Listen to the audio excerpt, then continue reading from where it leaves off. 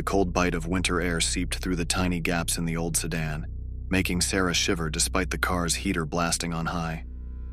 The New Year's Eve party was in full swing across town, and she was running late. Beside her, her boyfriend, Ethan, gripped the steering wheel tightly, his eyes squinting against the blowing snowflakes. "Maybe we should have stayed home," Ethan muttered, his knuckles white against the leather steering wheel. Sarah scoffed, adjusting her sequined dress. "It's New Year's Eve, Ethan. Everyone's out tonight. Stop worrying." In the back seat, their friends, Jordan and Paige, laughed as they sipped from a shared flask. The mood was light despite Ethan's tension. The empty road stretched ahead, cloaked in snow and darkness. The quiet hum of the tires was broken only by the occasional laughter in the back seat. Sarah leaned forward to change the radio station when it happened. The car lurched violently.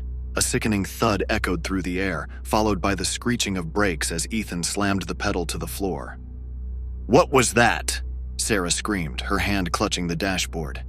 I don't know," Ethan stammered, his voice rising. The car skidded to a halt, and the four of them sat frozen in stunned silence, their breaths visible in the frigid air. The world outside was still. Jordan broke the silence.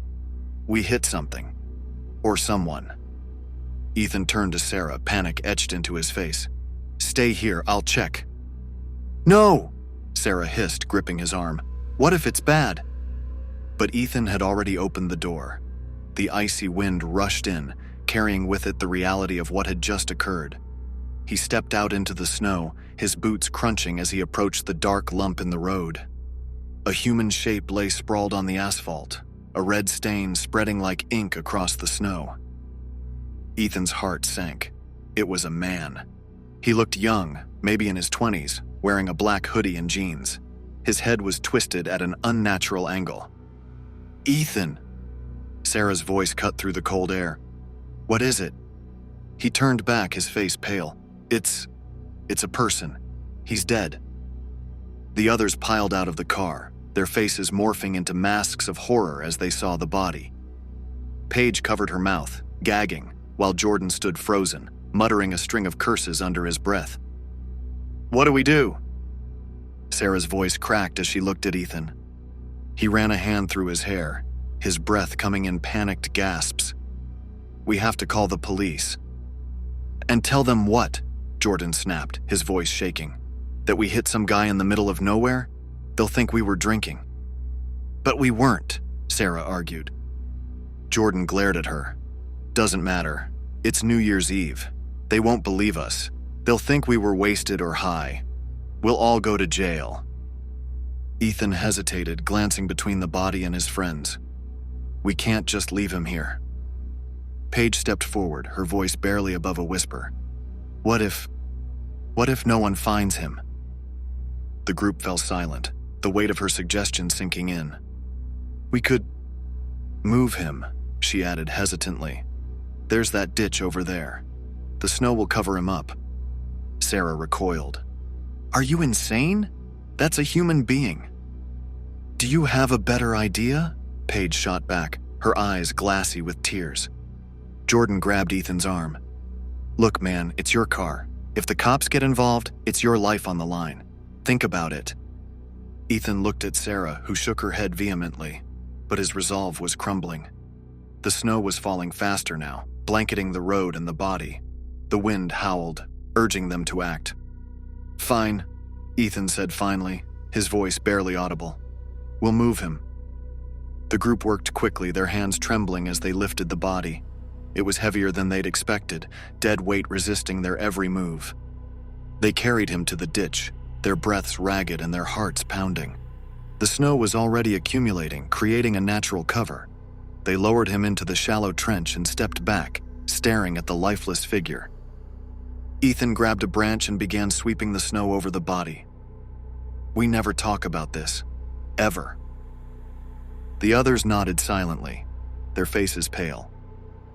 As they trudged back to the car, Sarah glanced over her shoulder. The ditch was barely visible under the falling snow, but something about it felt wrong. She shook the thought away, climbing into the passenger seat.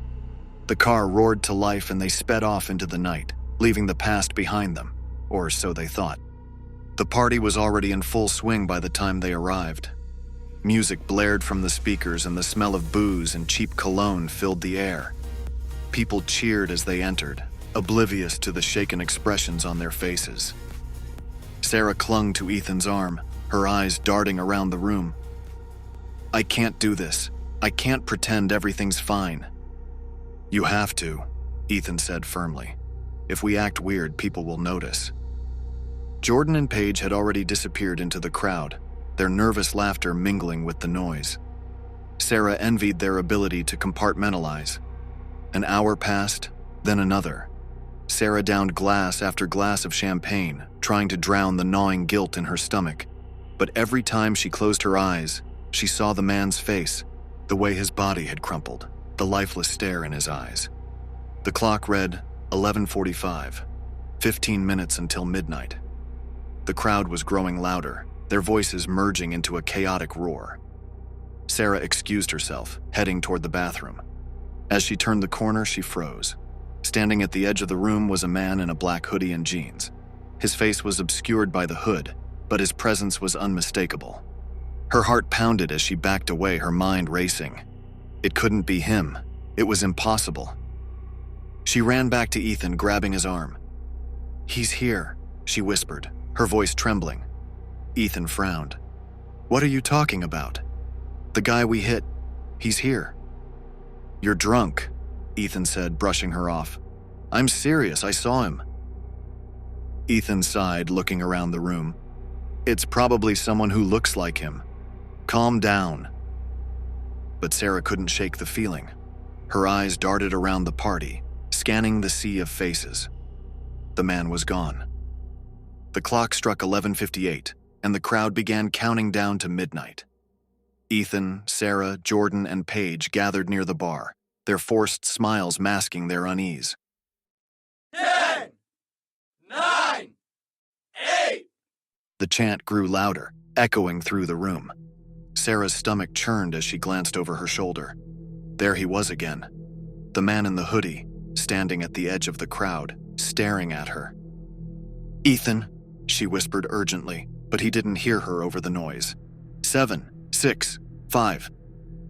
The man began walking toward them, his face still hidden in the shadows. 4, 3, 2. Sarah grabbed Ethan's arm, her nails digging into his skin. "He's coming!" 1. Happy New Year! The room erupted in cheers, confetti raining down as the clock struck midnight. But Sarah's eyes were fixed on the man. He stopped a few feet away, lowering his hood. His face was pale, his eyes sunken and bloodshot. He looked alive. Who are you?" Sarah stammered, her voice barely audible over the noise. The man smiled faintly.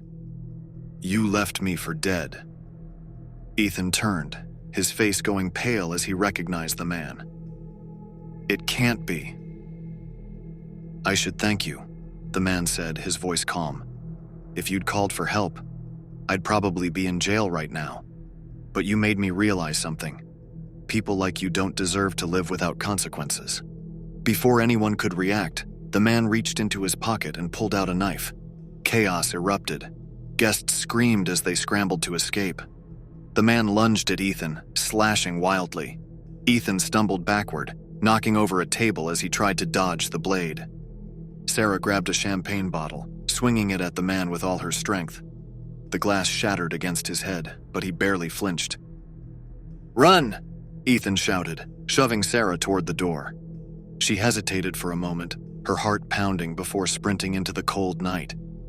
Ethan, Jordan, and Paige followed, their breath visible in the icy air. They could still hear the man's voice behind them, taunting them as he gave chase. "You can't run from this. You can't run from me." The group reached the car, fumbling with the keys as their pursuer closed the gap. Ethan finally managed to unlock the doors, and they piled in, slamming the doors shut just as the man reached them. The engine roared to life and they sped away, the man's figure growing smaller in the rearview mirror. Hours later, they sat in a diner, their faces pale and their hands trembling as they sipped coffee. The adrenaline was wearing off, replaced by a crushing sense of guilt and dread. "We have to go to the police," Sarah said finally, breaking the silence. Ethan shook his head. "And tell them what? That we left a man to die, and now he's trying to kill us?" Jordan stared at his coffee, his voice hollow. "He's not going to stop." Paige looked up, tears streaming down her face. "What do we do?" No one had an answer. The weight of their actions hung heavy in the air.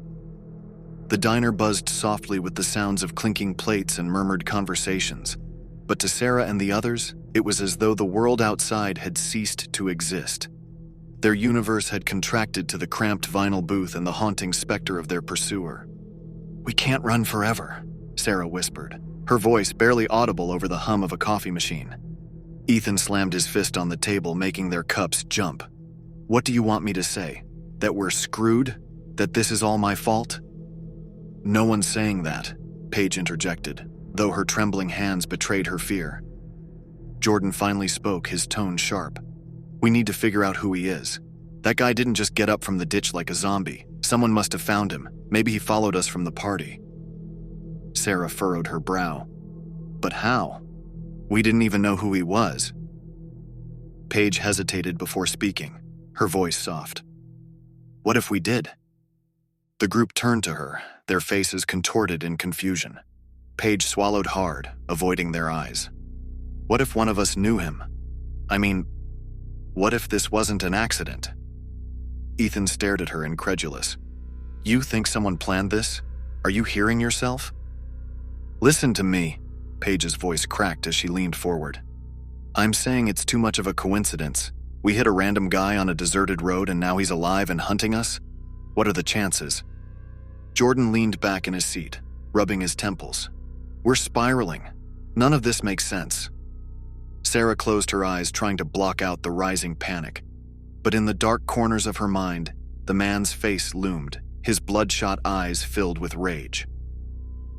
After some heated debate, the group decided to retrace their steps. If they wanted answers, they needed to start where it all began. The drive back to the scene of the crash was silent, each of them lost in their thoughts. The snow had eased, but the road was still coated in a thick, treacherous layer of ice. As they approached the stretch where the accident occurred, Ethan slowed the car. "Over there," Sarah said, pointing to the ditch. Ethan pulled over and they stepped out into the biting cold. The wind whipped at their faces as they trudged toward the spot where they'd left the body.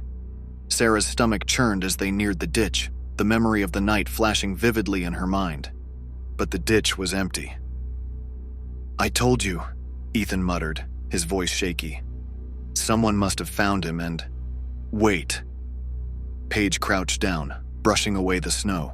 Beneath it, faint tire tracks led away from the scene, disappearing into the woods. "Someone took him," Jordan said grimly. "Whoever it was. They know." Sarah stared at the tracks, her pulse quickening. But who? Back in the car, they sat in silence, the heater struggling to thaw their frozen hands and feet. Finally, Paige spoke up, her voice barely above a whisper. "We need to figure out who he is." "How?"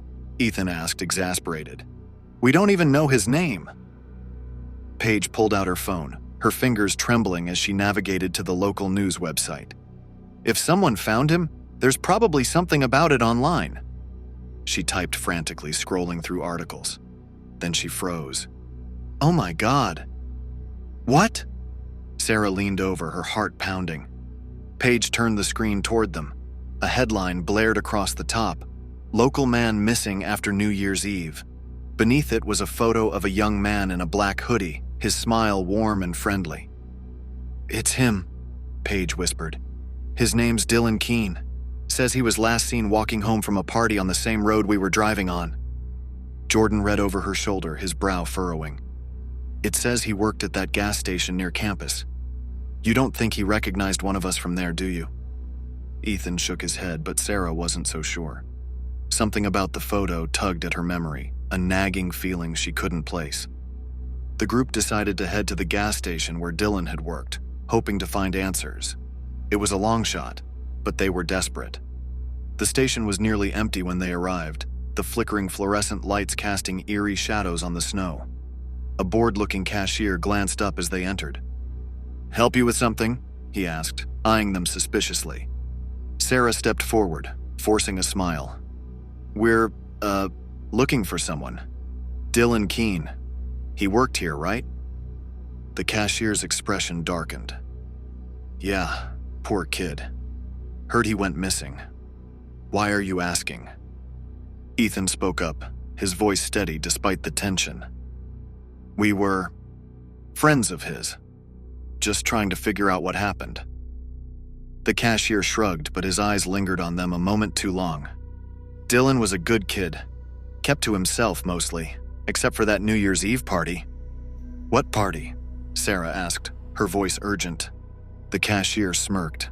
"Some big thing over at the old Miller place. Bunch of college kids, same as every year. Dylan didn't usually go to those things, but this time he made an exception." Sarah's stomach dropped. The Miller party was where they'd been heading the night of the accident. Back in the car, the pieces began to fall into place. "He was at the same party," Sarah murmured. What if he saw us there, or knew we were going?" Paige shook her head, tears welling in her eyes. "But why would he follow us? We didn't even know him." Ethan gripped the steering wheel tightly. "Doesn't matter. We know now.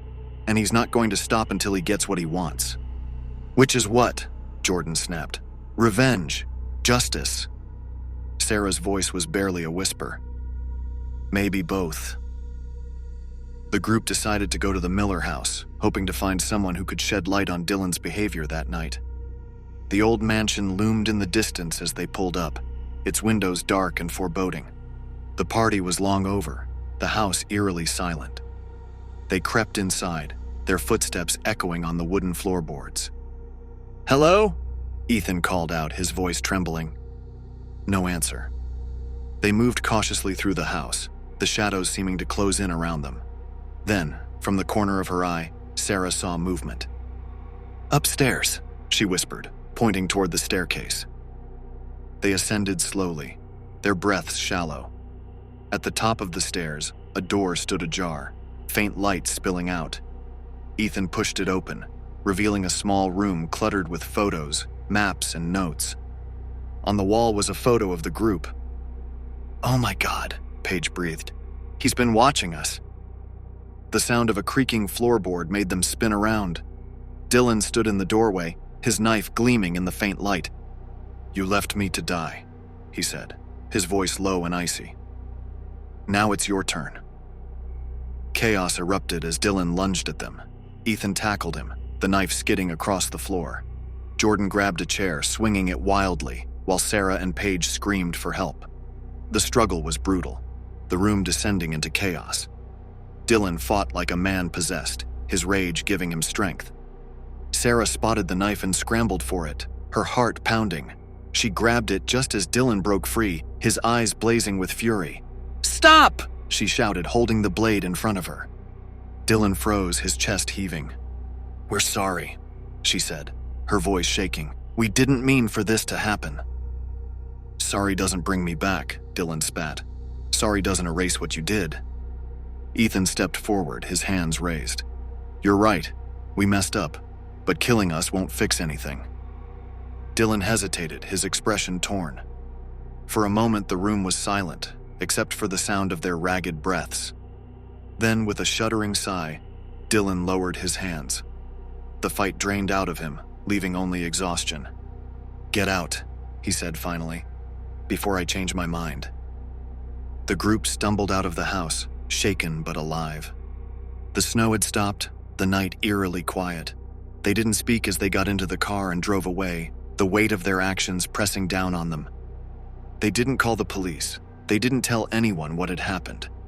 But the memory of that night would haunt them forever, a constant reminder of the price of their silence.